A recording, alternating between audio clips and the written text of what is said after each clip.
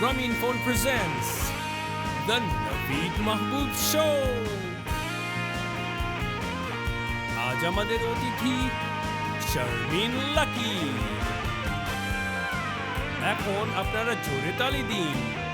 চলে আসছেন the engineer turned comedian by choice, Naveed Mahboob.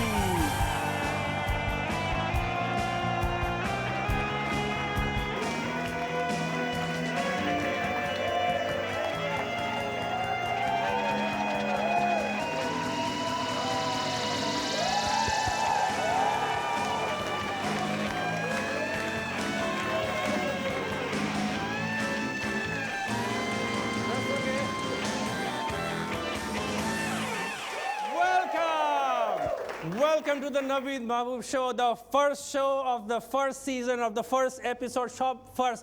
এতই ফার্স্ট যে আমার পকেট থেকে মাইক্রোফোনটা খুলে পড়ে গেছিল। But that's okay. That's okay. আমরা কেয়ার করি না. We're going to roll, right? Yeah. Okay, great. আমি যখন ওখানে গেলাম সবার সাথে হাই ফাইভ করলাম। খেয়াল করলাম যে অনেকেই মনে হচ্ছে অফিস থেকে এসছেন, একটু অফিস কামাই করে এসছেন কেউ। তো আমরা কিন্তু অফিসে, আমরা বাংলাদেশে সবসময় কলিগ বলি না, আমরা কিন্তু বলি আমার আন্ডারে কাজ করে। আমার আন্ডারে 25 জন কাজ করে, আমার আন্ডারে 25 জন কাজ করে। আমি যখনই শুনি যে আমার আন্ডারে 25 জন করে, আমার মাথায় এই ছবিটা ভেসে ওঠে। একটা বড় মুরগি, মুরগিটা সুন্দর একটা স্যুট পরা, মুরগির নিচে 25টা ডিম, এবং 25টা ডিমের প্রত্যেকটার মধ্যে লেখা ম্যানেজমেন্ট ট্রেনিং।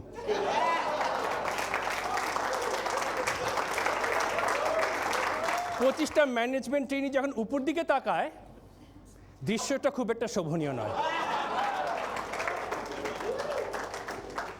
যে আবার আমরা কিন্তু অফিসে বলি সবসময়, দেখো you must think outside the box. আমি আমার কিউবিকেলে বাইরে চিন্তা করেছিলাম, 2টা থাপ্পড় খাইছি।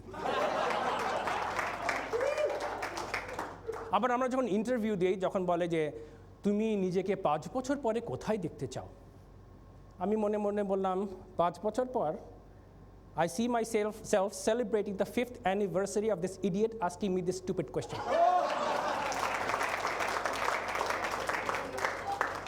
5 বছর পরে কি হবে কে জানে? 5 বছর আগে জানতাম যে আজকে আমার একটা 5 মাসের বাচ্চা থাকবে? জানতাম না। 5 বছরে কি হবে কে জানে, ইউ নো? আর আমাদের অফিসে কিন্তু, আমাদের কর্পোরেট কালচারে কিন্তু কর্পোরেট অ্যাপারথাইড আছে বেতনের বেলায়। খয়েরি চামড়া ডিসকাউন্ট কিংবা সাদা চামড়া প্রিমিয়াম, একই কাজ, দেশি হলে কম বেতন, বিদেশি হলে 6 গুণ বেতন। তো আমি আমার হিউম্যান রিসোর্সকে বললাম, দেখেন আমাকে দেখে কিন্তু দেশি মনে হয়, আমি কিন্তু আসলে একটু বিদেশি। আমি নারিকেলের মতন, হোয়াইট ইনসাইড ব্রাউন আউটসাইড।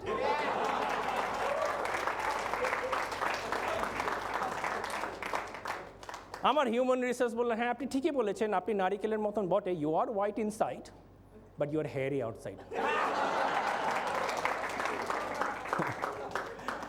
আসলে কি, আমরা বিদেশ বললে আমরা পাগল হয়ে যাই, রাইট? আমরা যদি দেশ বলি ধরে নিই যে দেশটা ভালো না, যদি বিদেশ, বিদেশ জার্মান ইঞ্জিনিয়ারিং তৈরি, নিশ্চয়ই খুব ভালো হবে, রাইট? আমি যদি একটা স্কুল দেই, নাভিদ মাহবুব টিউটোরিয়াল, চলবে না, নাভিদ মাহবুব ইন্টারন্যাশনাল টিউটোরিয়াল।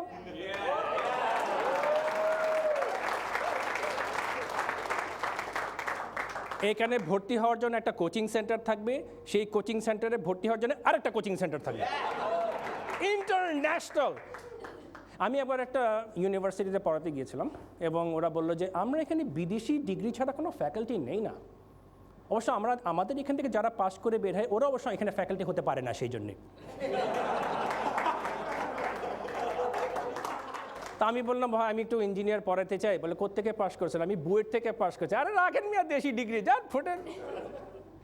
তার একজন বললো যে না ভাই, আরেকটা ভালো একটা ডিগ্রিওয়ালা ক্যান্ডিডেট আছে, সে খুব ভালো, বিদেশি degree, MBA from the university of Madagascar, Antananarivo campus. খুবই ভালো ডিগ্রি। তবে এর থেকে আরও ভালো একটা ডিগ্রিওয়ালা লোক আছে, American degree, MBA from the University of New York. Moghbazar campus.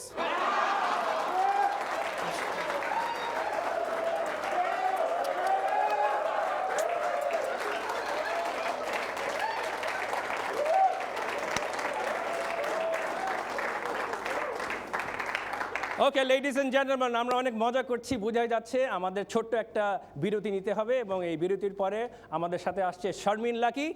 গায়েব হয়ে যাবেন না।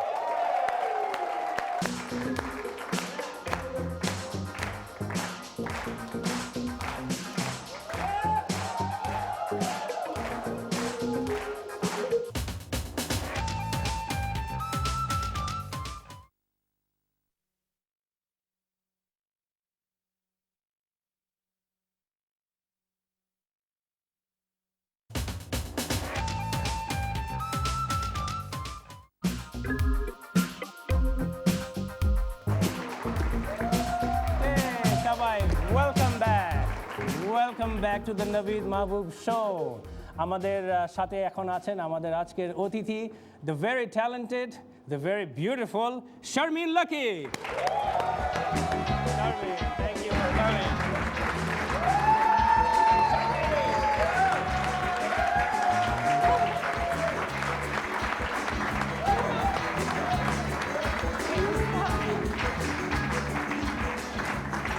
Sharmin, thank you very much. তুমি যে সবসময় এত ব্যস্ত থাকো এবং তার মধ্যে যে সময় করে আমার এই অনুষ্ঠানের প্রথম এপিসোডে প্রথম স্পেশাল গেস্ট হিসেবে এসেছো, তোমাকে অনেক অনেক ধন্যবাদ। আমি অনার। দুটো বিষয় প্রথমেই বলতে চাই, সেটা হচ্ছে যে আমি তোমার সেটটা অসম্ভব পছন্দ করেছি, অনেক সুন্দর, মানে অনেক আনকমন। আর আরেকটা বিষয় না বললেই নয়, আজকের অডিয়েন্স আমার এই এত বছরের জীবনে বেস্ট অডিয়েন্স।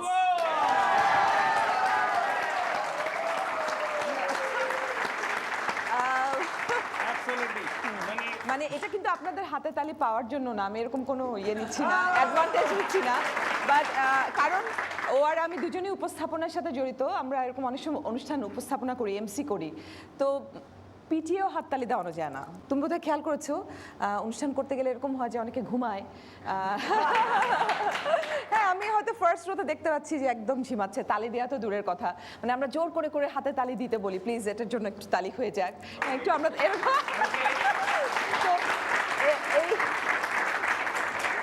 আজকের অনুষ্ঠানটাতে মানে সেটা দিক থেকে উজ্জ্বল ব্যতিক্রম, এত স্বতঃস্ফূর্তভাবে আপনারা অনুষ্ঠানটার সাথে আছেন, সেটা আমার জন্য মানে একটা অনেক বড় পাওয়া, এরকম অডিয়েন্স। শারমিন, এবং সবচেয়ে প্রথমে বলতে হয় যে এই সেটটা কিন্তু ডিজাইন করেছে আমার ওয়াইফ, এখানে বসে আছেন। Let's give her a big round of applause. আরেকটা বিষয় বলতে চাই, ওর অনুষ্ঠানে কাজ করার, ওর সাথে কাজ করার সবচেয়ে বড় অ্যাডভান্টেজ যেটা, সারাক্ষণ হাসতে পারি।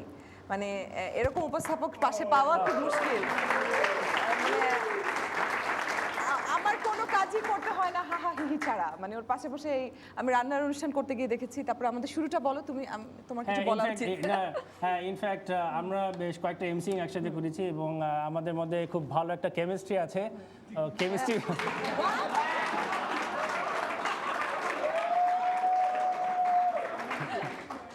কেমিস্ট্রি বলাতে আমার ওয়াইফের চেহারা দেখে দেখলাম আমার বড় কিন্তু দেখছে অনুষ্ঠানটা। তোমার বড় দেখছে? আচ্ছা, বাই দ্য ওয়ে, ওর বড় দেখছে, আমার স্বামীও দেখছে। স্বামী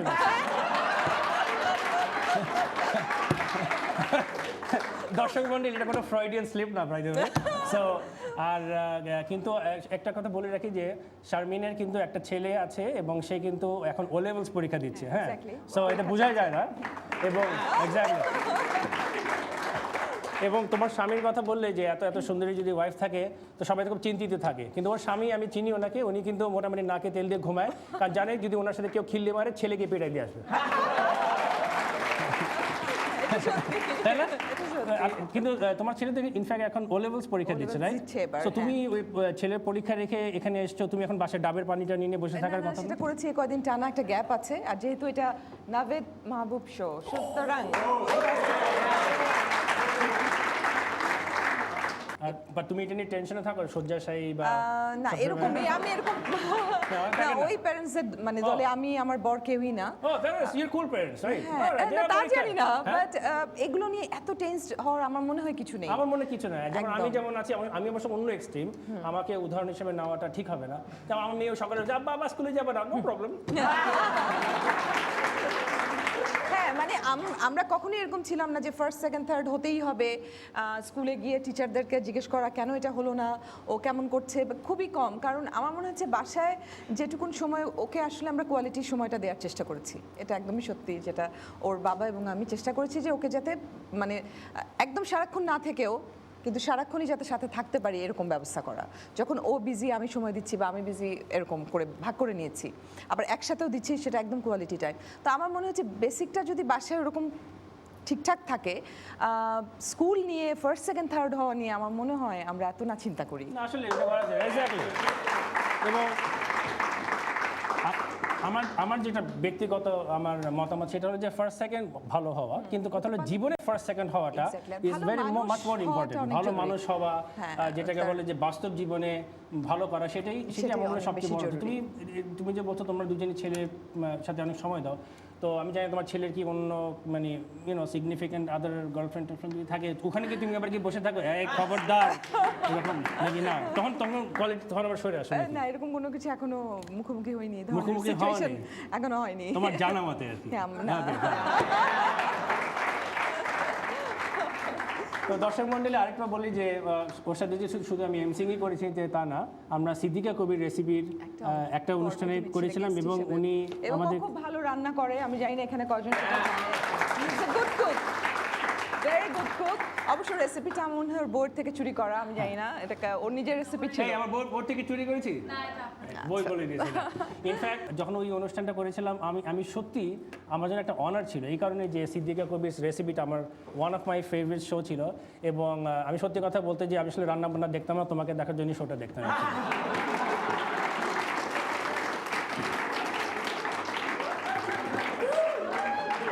তোমার এই শো যখন শুরু হলো তখন কিন্তু সব বাসায় সব স্বামীরা কিন্তু রান্নায় নেমে গেছে তখন সবাই ঢাকা শহরের সবাই ফখরুদ্দিন বাবুর্চি তখন না এটা একটা আমাদের উদ্দেশ্য ছিল সিদ্দিকা আপা এবং সারা জাকিরের ছেলেরা যাতে রান্নায় আগ্রহী হয় তো আমার এবং এই বইয়ের সাথে এই বইয়ের সাথে শারমিন নাকির একটা ছবি থাকা উচিত আমার মনে তাহলে আমার মনে সব স্ত্রীরাই মনে হয় এখন রিটায়ার করতে পারবে রান্না থেকে এবং এই থট রেখে আমরা ছোট্ট একটা বিরতি নিয়ে আসি শারমিন বিকজ আমার মনে হয় এখানে অনেক পুরুষ দর্শকরা আছে ওদেরকে ঠান্ডা করতে হবে আমাদের সো আমরা ছোট্ট একটা ব্রেক নিয়ে আসছি এবং শারমিন তুমি থাকবে তো হ্যাঁ আছি তুমি যদি চলে যাও আমাদের কিন্তু প্রোগ্রাম শেষ না আছি alright thank you short break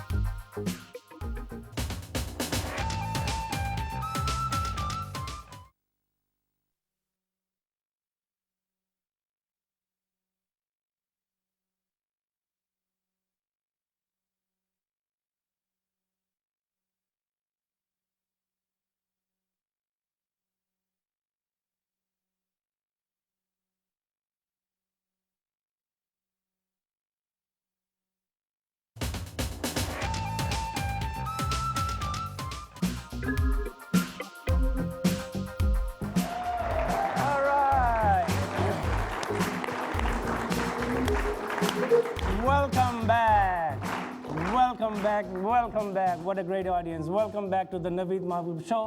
এবং আমরা কথা বলছি আমাদের অতিথি শারমিন লাকির সাথে Sharmin welcome back welcome back সেখানে তো বসেছিলাম শারমিন আমরা কিন্তু সিদ্দিকা কবির রেসিপি রান্না নিয়ে কথা বলছিলাম এখন যেটা হচ্ছে যে এটা একটা ফ্যামিলির একটা মানে কি বলবো এটা একটা রিফ্রেশমেন্ট বা একটা এন্টারটেইনমেন্টের অংশ হয়ে গেছে সবাই মিলে একটা রেসিপি ট্রাই করা যে চর্চাটা আগে আসলে ছিল না আমার মনে হয় তো এদিক থেকে এই অনুষ্ঠানটা অনেকখানি সার্থক আর আমার ভালো লাগছে আজকের এই অনুষ্ঠানটা এনটিভিতে যাবে এনটিভির শো আর এখান থেকে আসলে আমার যাত্রা শুরু এবং দীর্ঘ 9 বছর 9 ইয়ার্স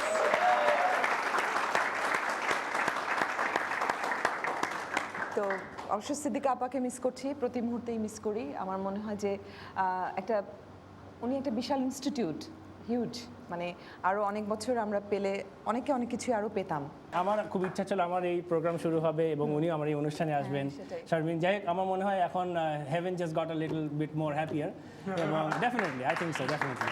তো যাই হোক শারমিন, তুমিও এই শোয়ের সাথে খুব অনেক জড়িত ছিল। আমি your bit of emotional right ওটা নাও। দিয়েই তো মানে ওটা 50 পর্ব অন এয়ার হওয়ার পর থেকে অ্যাডের অফার আসা শুরু হলো, তেল মরিচ নুন ঘি থেকে শুরু করে কিচেনের যা কিছু যাবতীয়, কারণ সবাই কেন জানি না এটা মনে করতো যে পাশের বাড়ির মেয়েটি, এরকম একটা শুরু হয়ে গেল আমাকে নিয়ে। পাশের বাড়ির মেয়েটি, এক্স্যাক্টলি, একদম একদম এরকম পাশের বাড়ির হ্যাঁ। মেয়ে থাকলে তো আমি সারা জীবন বাবা মার মানে সাথেই খুব থাকতাম। Sorry. আর শারমিন, তুমি তো একটা ব্রাইডাল শো করছো এখন, রাইট? তো ওখানে তো তোমাকে বউ সেজেই বসে থাকতে হয়। তো এই কয়বার তুমি বউ সেজেছো? 50 বার, 50টা 50 বিয়ে বার? হয়েছে। কারণ 50টা এপিসোড অন এয়ার হয়েছে, সো 50 বার বউ সাজতে হয়েছে, কিন্তু বর কিন্তু একটাই। একটাই? আচ্ছা, বর কি তোমার? আই এনভি ইওর বর। সে একই দিন তোমাকে এক এক রকম বউ হিসেবে দেখা আছে। ও মঙ্গোলিয়ান বউ আছে, এরকম হয় নাকি? নাকি মানে এরকম বিভিন্ন দেশে, মানে তুমি কি বউ বাসা থেকে সেজে যাও নাকি না, ওখানে গিয়ে সাজো? ওখানে গিয়ে সাজতে হয়। তাহলে জামার কোনোদিন কোনো হয়তো গায়ে হলুদের, কোনোদিন বউ ভাতের সাজ, কোনোদিন বিয়ের বা পার্টি বিয়ের পরের দিনের সাজ। So interesting. জামাই, আমার ওয়াইফকে বলি তাহলে তুমিও বুঝে শিখতে পারো এখান থেকে। আর তো এটার কয়টা এপিসোড চলবে এটা? এটা বোধহয় আর একটু কন্টিনিউ করবে। এছাড়া একটা গানের অনুষ্ঠান হয়, শাফিন আহমেদের সাথে একটা করছে Right. গান নিয়ে। তো গান সবসময় শুনি, ভালো লাগে, গানের অনুষ্ঠান উপস্থাপনা করতে ভালো লাগে। আর একটা অনুষ্ঠান হয় ইন্টেরিয়রের উপরে, শুধুমাত্র এই জন্য এটা এসেই আমার ভীষণ চোখে পড়েছে। বাসাবাড়ি সাজানোর উপরে ওটা অনুষ্ঠানটা। একজন ইন্টেরিয়র ডিজাইনারের বা ইঞ্জিনিয়ারের আমি হয়তো ইন্টারভিউ করি, তারপরে কোনো একটা বাসার বা অফিসের ভিতরের কাজগুলো দেখানো হয়। এটা খুব সুন্দর একটা অনুষ্ঠান। তো এই কয়টাই চলছে এই সময়। তুমি যে এই কথাটা বললা, আমার মনে এটা বলার পরে এখন অনেকে আবার অনেক ছেলেরা এখন ইন্টেরিয়র ডিজাইনে নেমে যাবে, যাতে তাদেরকে ইন্টারভিউ করা হয়।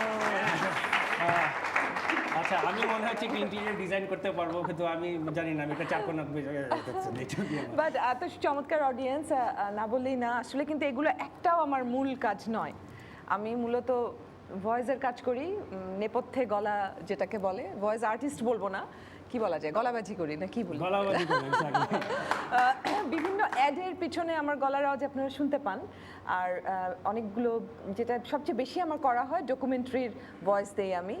বিভিন্ন এনজিওর যে ডকুমেন্টেশন হয়, সেগুলোর পিছনে যে ধারা বর্ণনা থাকে সোজা বাংলায়, সেই কাজটা কিন্তু আমার একদম মূল কাজ। ক্যামেরা যে এতগুলি ক্যামেরা, আমি এখনো স্টিল ক্যামেরা ফ্রেন্ডলি না একদম। তাই নাকি? হ্যাঁ, আমি অনেক বেশি অডিওর মানুষ। Camera is friendly with you. Well, Sharmin, I mean, it was a great pleasure. আমাদের সবাই খুলে এসেছে, এইটাই সবচেয়ে বড়। কিন্তু ভবিষ্যতে হয়তো আমাদের এই অনুষ্ঠান আরো লম্বা হবে, আমি আশা করব স্যার, আমি এই অডিয়েন্সটাই চাই। এই অডিয়েন্স থাকবে, right? Alright, we can have this audience. Fantastic. তো শারমিন, আমরা আনফরচুনেটলি আরেকটা কাজ করা যেতে পারে, আমরা যে সমস্ত অনুষ্ঠান উপস্থাপনা করি, এটাকে নিয়ে যাব। হ্যাঁ, Yes, that's a deal. Deal. All right, let's go.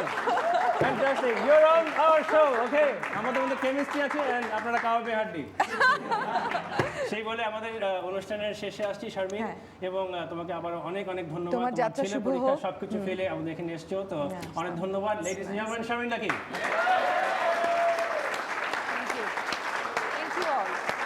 ওকে, সেই সাথে আমাদের অনুষ্ঠানের শেষে চলে এসেছি। Grameenphone presents the Naveed Mahbub show. আশা করি আপনাদের ভালো লেগেছে এবং আমাদের সাথে ওয়ান্স অ্যাগেন ছিলেন শারমিন লাকি। আগামী সপ্তাহে আপনাদের সাথে আবার দেখা হবে, এবং টিল দেন মনে রাখবেন, প্রাণ খুলে হাসবেন। All right, Sharmin.